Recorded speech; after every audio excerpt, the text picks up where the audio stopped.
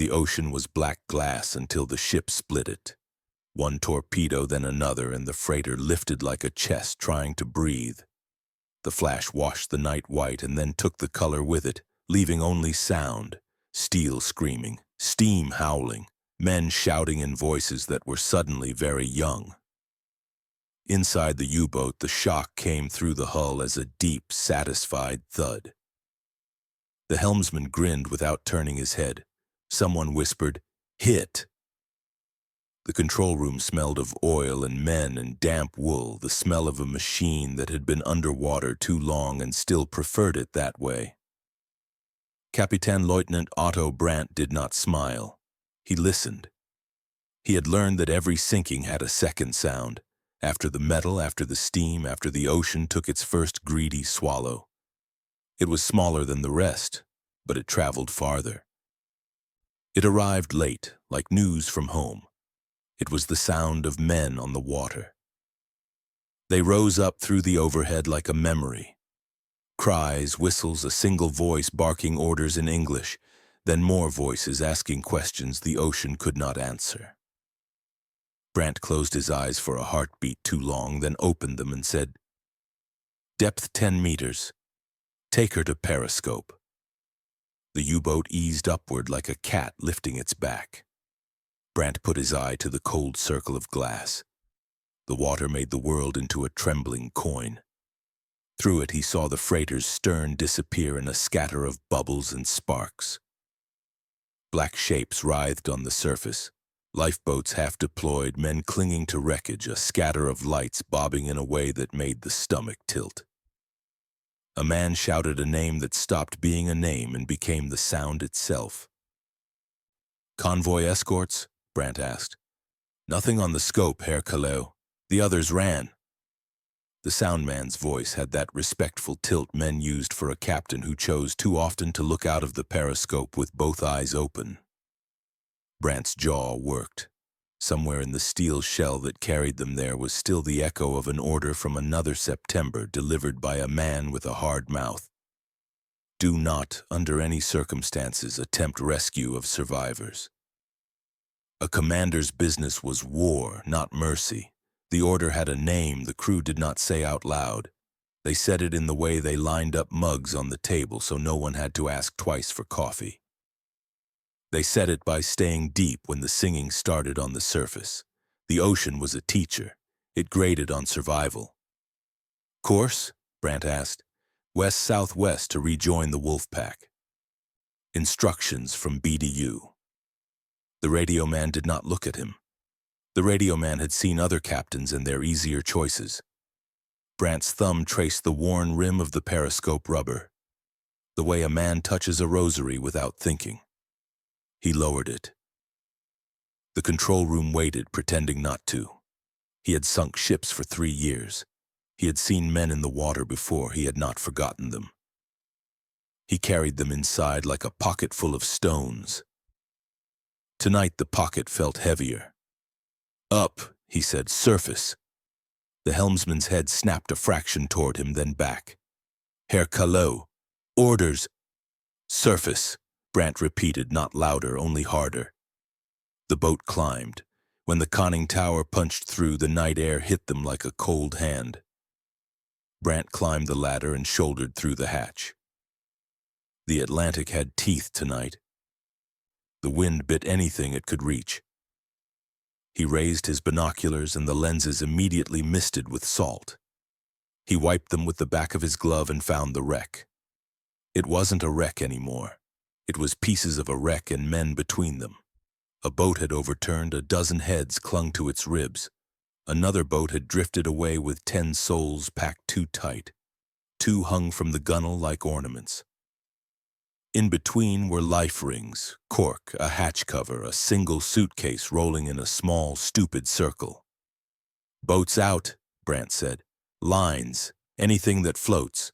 He stripped off his gloves and tucked them into his belt. He shouted down the hatch, "Bring the Red Cross flag and the loudhailer."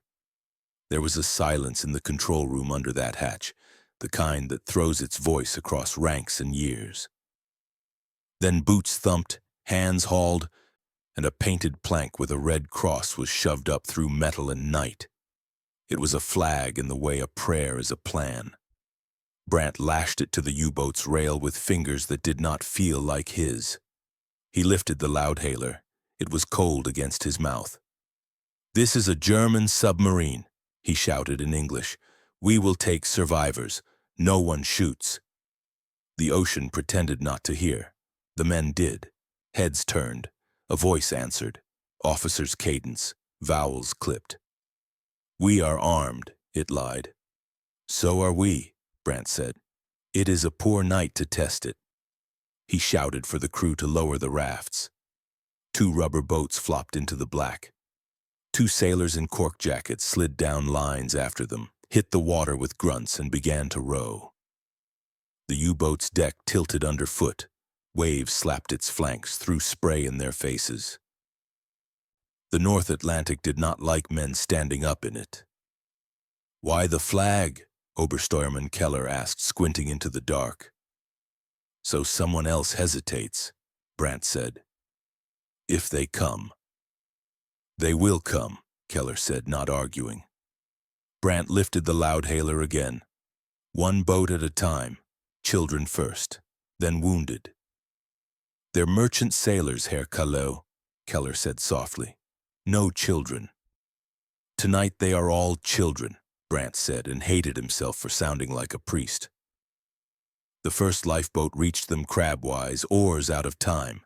A man with a bandage around his head tried to stand again. The bow kissed the U-boat's hull and slid away. Lines flew, hands grabbed.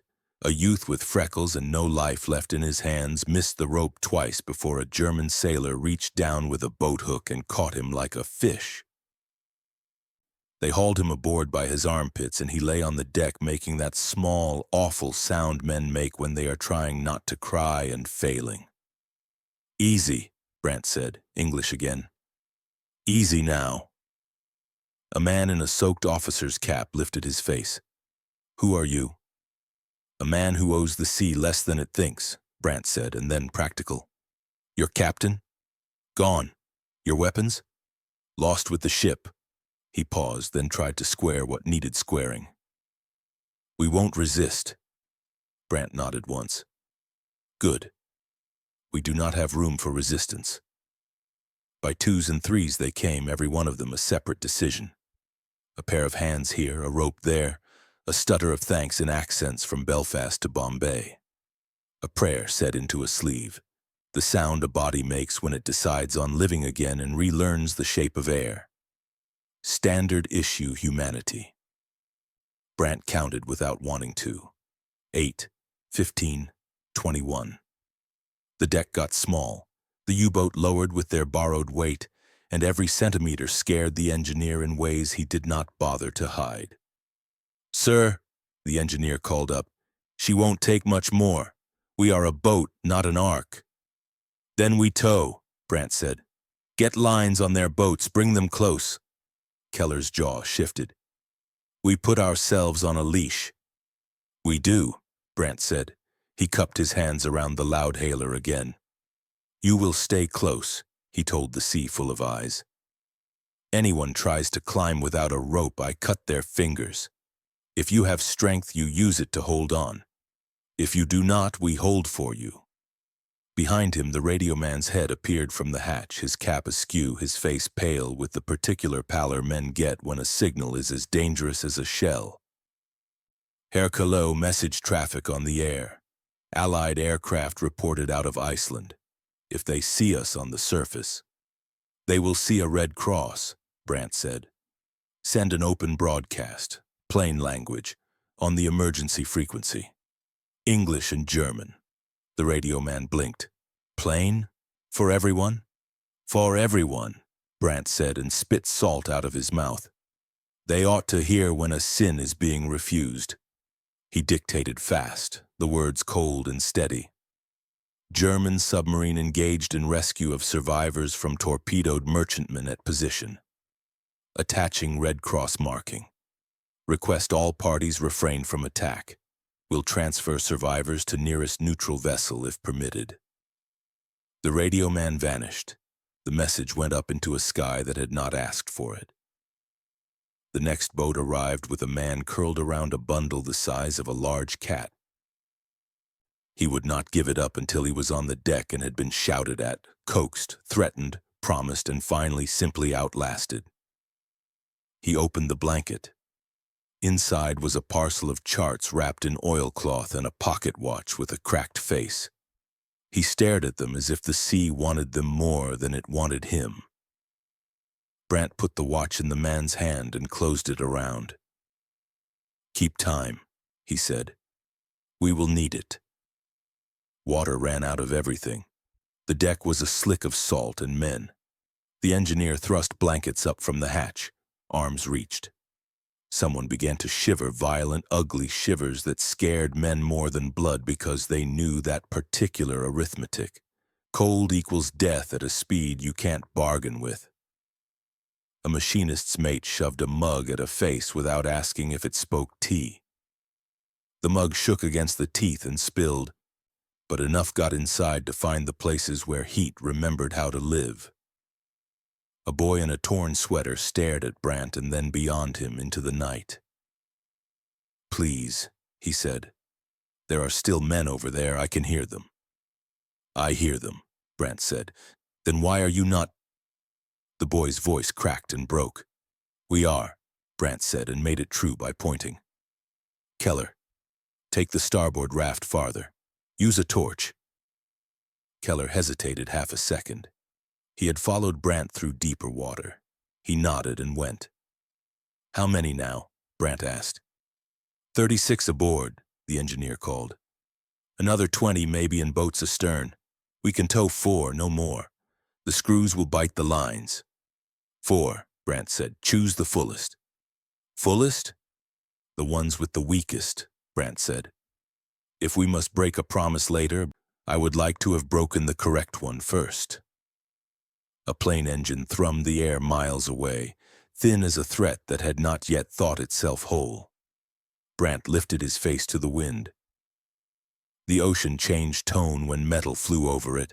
It went tighter, meaner, as if it wanted to hide what belonged to it. He could not see lights. Clouds sat low like lids over tired eyes. "Herr Kaleu," the radio man shouted from below. "Reply on our broadcast in English.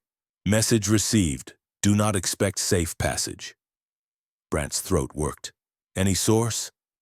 "Unclear. Likely Allied aircraft or shore." "Send again," Brandt said. "Repeat our position and intent." "Herr Kaleu." "Send," Brandt said. He went back to hauling. A man with a broken shoulder sobbed from the bone, that ugly rattle that meant a body wanted to fold back into itself like paper. Brandt took his wrist and pressed, not gentle, just firm enough that another pain could cancel the first. "Look at me," he said. The man looked and then had something to do besides drown. They found a woman. She was small, hair plastered flat like kelp, fingers shriveled white and clawed. No one asked how a woman had been on a freighter headed west in April of 1943. She coughed the Atlantic back into the Atlantic and said nurse, and then no more, and then fainted as if slipping gratefully into a room where no one could call her name. Brandt wrapped her in the coat off his own back without noticing he had done it. "We cannot dive," the engineer hissed at his ear, suddenly there, suddenly old. "We cannot fight. We are a shadow against a brighter shadow." "I know," Brandt said. His voice was calm in a way he hated. He had disobeyed a simple order because it had been simple in the wrong way. He had put a plank with a red cross on a war machine and called it a reason. He had made his crew into lifeguards when they were built to be wolves. He had saved men who would fight him tomorrow morning at dawn if they could. He had turned his boat into a heart, and now the ocean would try to stop it. "Lines secure," Keller called from the stern. 4 boats astern, 80 souls by estimate." "Bring them close," Brandt said. "We go slow. We signal again every 5 minutes." "To whom?" "To anyone who has not gone deaf," Brandt said. They moved. The U-boat tolled through the swell like an old bell being carried toward a church it had never rung in. The ropes creaked. The lifeboats bumped and skittered like ducklings that had never learned the trick of following. On deck, the rescued huddled under blankets that had once been gray and were now the color of decisions. A machinist sang under his breath because men had to put sound somewhere. It was a tune with no words and too much sea in it. The engine note came again, closer now. It had teeth this time. Brandt raised his glasses and saw it, a twin-tailed shape sliding across the underside of the clouds like a knife under skin. It had no lights. It did not need them. "Aircraft," Keller said, not shouting because shouting would make it reel faster. "Bearing 090, closing." "Flag up," Brandt said, though it was already up. "Signal again." The radio man's voice carried, desperate now because plain language felt like a naked throat. "German submarine conducting rescue. Do not attack. Survivors aboard and in tow." Red Cross displayed. The plane banked. It came around behind them, low, slow, hunting for a picture it could live with. Maybe there was a man at that plane's window who had been told a story that ended differently. Maybe there was a man who had already lost a friend to a torpedo and did not know how to read a Red Cross at night. Maybe there was a man who had been told orders tasted like iron and the only way to swallow them was not to chew. "Get everyone down!" Brandt shouted, English and German at once. "Heads down! Hold on!" The plane's lights flashed on for 1 second only, 2 white eyes and a red mouth, and then went dark. A canister tumbled from its belly and hit the sea with a noise that the ocean made worse. "Flare," Keller said hopefully. Depth charges fell in threes. The first lifted the U-boat's stern, then threw it down hard enough to jar teeth. The second blew the sea apart to starboard, showering them with pieces of night. The third was too close. It hit the water with a slap, sank, and then punched upward with a flat fist that aimed for the middle of the boat. Men screamed. Ropes snapped. One of the towed lifeboats turned turtle, went white belly up, came back, and vomited 3 men into the black. The deck rolled. The Red Cross plank tore a strap and flapped like a broken wing. "Below!" the engineer howled. "We have to go below!"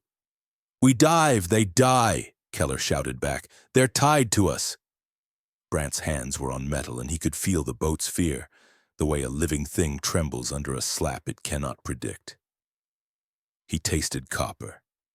He looked at the men on his deck, at their mouths open to a sky that had no interest in what they shouted into it, at the boy with freckles, at the woman under his coat. "Stay up," he said. The words came from a place inside him that had already paid for them. "We stay up." The plane came again. The engine's note climbed.